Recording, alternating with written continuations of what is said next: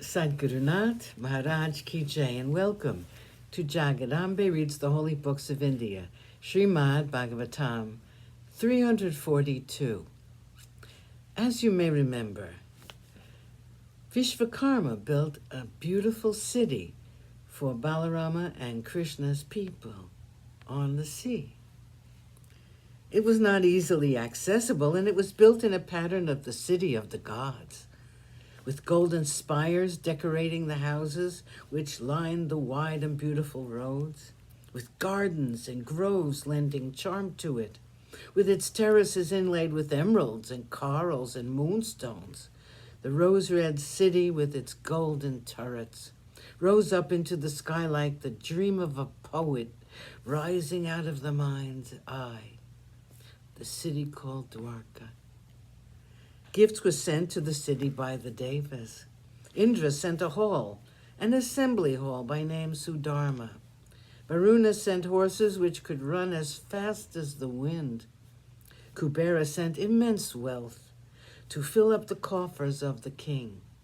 Each one of the gods remembered that Lord Narayana had given them their wealth and their power, and accordingly they sent all they could to enrich the city which had been built for Krishna.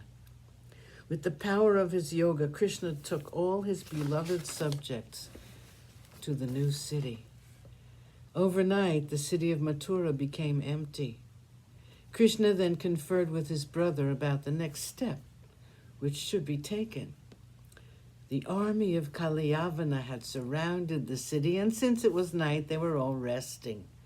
Early in the morning, everyone was awake, and instinctively they looked towards the gates of the city, which they had to invade during the course of the day. The soldiers spotted a young man walking out of the gates of the city, and by the way he looked hither and thither before taking halting steps, they decided that he was someone who was trying to run away from there. At once they rushed to the presence of Kalyavana and said, "My lord, there's a young man at the gates of the city of Mathura. It looks as though he's trying to escape from the city. It is but meet that you should see him for yourself and tell us what we should do." Kalyavana stepped out of his tent and walked to the spot indicated by his men. He stood rooted to the spot for a while. So beautiful was the appearance of Krishna. Like the full moon just rising, he stood there, handsome like one descended from the heavens. His dark frame was enveloped in his favorite golden silk. On his chest could be seen the large mole, Shivatsa, and on his neck he was wearing the jewel Kaustuba. His eyes, slightly red at the edges, looked like newly opened lotuses. There was a slight smile on his lips, and his ears were gleaming with the earrings shaped like fish. Kalyavana had heard the description of Krishna from Narada, and he said, "This must be Krishna, Vasudeva. I have heard so much about his prowess, and fortunately for me, here he is now alone without even a single weapon to defend himself. Now's the time to capture him and kill him. My friend Jarasandha, who is on his way, will be pleased, and so will many of Kamsa's friends who bear this Krishna so much ill will." Krishna paused long enough to make sure that he was noticed, and, what was more important, that he was recognized.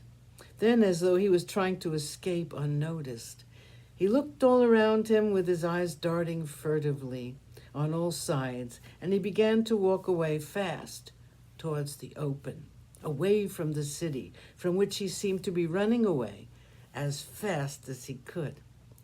Kalyavana did not have a weapon in his hand, and he began to follow Krishna.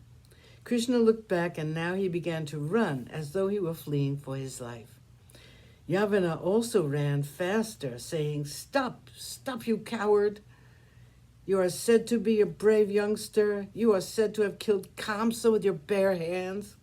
And Jarasandha has fought with you often and has been defeated. I know, and yet I find you to be different from the picture I had formed of you.